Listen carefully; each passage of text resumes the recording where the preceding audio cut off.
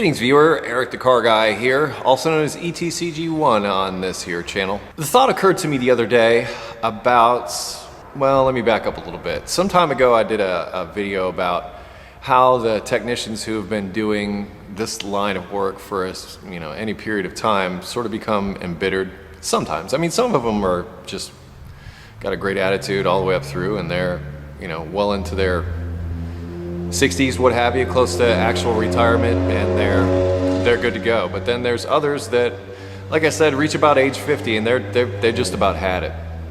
But something I'd like to just sort of throw in there, and this kind of helped me because I found myself doing this. And let me know what your experience is also. But resenting the customer. We all get difficult customers. I don't care what line of work you're in. You're going to get a difficult customer from time to time, and it's how you handle those customers that really tests your mettle, so to speak, and turns you into a successful business person as opposed to a business person that might not be so successful, I think. It's not hard to resent your customers, especially if you're working for someone else. I mean, if you're the business owner, you're a little less apt to resent customers, mainly because you realize that directly equates to your paycheck. But as an employed technician, you may, you're in the shop, you're working, like say this summer, it's hot, damn hot. It's like 100-some degrees outside. The cars roll in, they've had the air conditioning crank full blast, they drove 90 miles an hour to try to make the appointment that they had. You're burning the heck out of your arms just getting near the thing. Case in point, just the other week I burned the heck out of my arm in a situation exactly like that.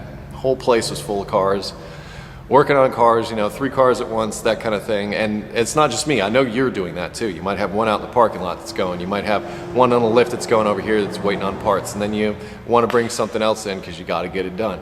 And I understand that. And then the person rolls up, wants something like an oil change or something oddball or something like that they roll up and they want their muffler bearing grease changed, and you're just like, oh, that's the last thing I need, is just one more freaking customer. That's the last thing I need. Put yourself in their shoes for a second. They're just rolling up from out of nowhere. Maybe they're from out of town and they're passing through and they just realized that they had to get their muffler bearings greased right now because the manual said so or something. For whatever reason, they are coming to you. Don't resent them for that, okay? Just put yourself in their shoes and say they're just looking for help. And sort of step outside that situation and that bad day that you're having and just say, you know what, I'm just going to leave that here and I'm just going to deal with this customer like a new customer. This is how you keep customers. If you start to resent them, and it comes off in your speech, it comes off when you're selling the work, it comes off when you're presenting, finished work orders or finished invoice, that kind of thing. It comes off, that attitude comes off, and it hurts us as technicians as a whole. You get that crabby bad attitude, and I'm not saying you don't have reason to have a crabby bad attitude on some days, okay? Some days you win, some days you come in, turn a wrench a couple of times, and you made your whole day. That happens sometimes. Then other times, 3 days later, and you're still not done. And there's still something out there that's just crushing you. I mean, a lot of you comment on my videos all the time, well, this isn't real, I don't hear you swearing, anything like that. I don't actually swear when I do those. I actually try to create my own expletives, like forking ice hole and shifting sands. I shout my own things from time to time, and it helps relieve that stress. So I'm not saying I'm above that, but come on, I'm trying to present videos in an educational manner. So, but you know what, to be fair, I don't work on the same volume of stuff that I used to, and as a result, I'm a lot more laid back. I'm a lot more laid back than I was when I was working as a technician every day. I'll flat out admit that. It is easier for me. It's easy for me to say the things that I'm saying. But I've also had that same struggle. I mean, even when I was in that place, the only people I really bitched to were my service writer and the damn salesman. Those were the people that I bitched at. And management, but they were never around anyway, at least where I worked. So, we talk bad about them all the time, but they were busy up in their office, counting money, smoking cigarettes, whatever. But the salesman, and same thing, salesman, don't get me started on salesmen, but want to come in at Saturday at 1:55 and you're supposed to leave at 2. Can you put the spoiler on this car for me? And once again, you get back to that customer. I'm pissed at that salesman, but that customer is sitting there thinking, I would really buy that car if I could drive out of here today with a spoiler. So that salesman loses a sale if he doesn't get that spoiler put on. That customer doesn't get what they want. It just kind of trickles down. But I'm saying just try to stay focused on the work. Try not to look at your customer as a problem. They come to you with problems. You're supposed to solve their problems. This is what we, as technicians, are supposed to do. We're supposed to solve their problems and they give us money. That's the deal. That's the whole deal here. We do something that we love. And for those of you out there that are super enthusiastic about getting into the repair industry, you get in, you will find that it's a very, very different thing than working on stuff on weekends and nights for your friends and for yourself and those little projects you got. When it becomes a job, it is a job, just like any job.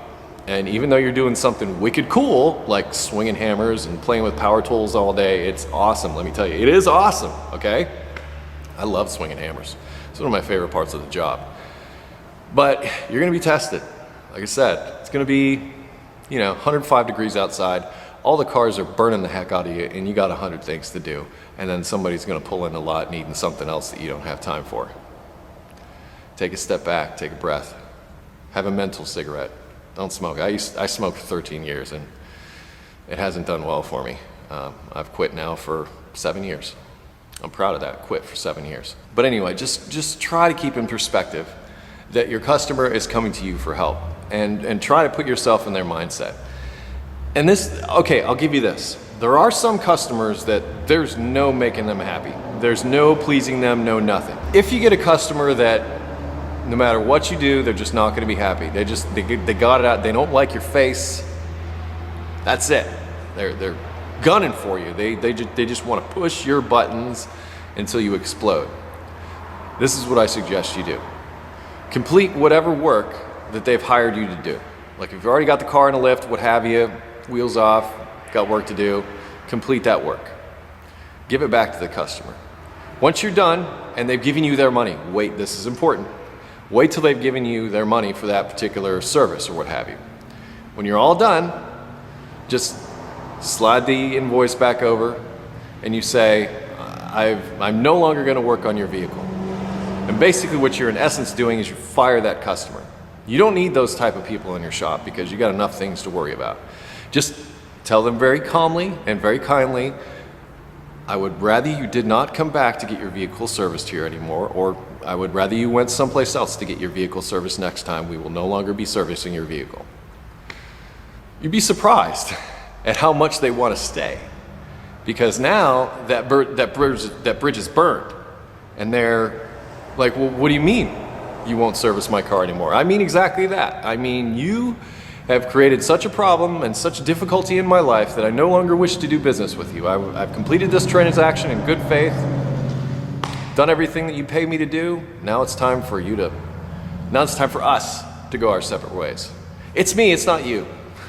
Say whatever you gotta say, but you may actually have to fire a customer from time to time. So I'm not gonna say, completely on the side of the customers because let's face it, anybody that's done this for long enough has seen the kind of customer that I'm talking about, and you just, well, hopefully there's no weapons under the counter, but all that aside, part company with those people and then just ask them not to come back and deal with it that way. And deal with it as calmly as you possibly can. The calmer you are, that will come off to them also. If you don't escalate, they won't escalate. But as you escalate, it just keeps ratcheting up and it gets to that boiling point. And then I've actually seen these situations get physical. It's not pretty. And it never ends well. It never ends well. I mean, the people that are in the wrong rarely get in trouble for what they were doing, and the people that were in the right, they're screwed, okay?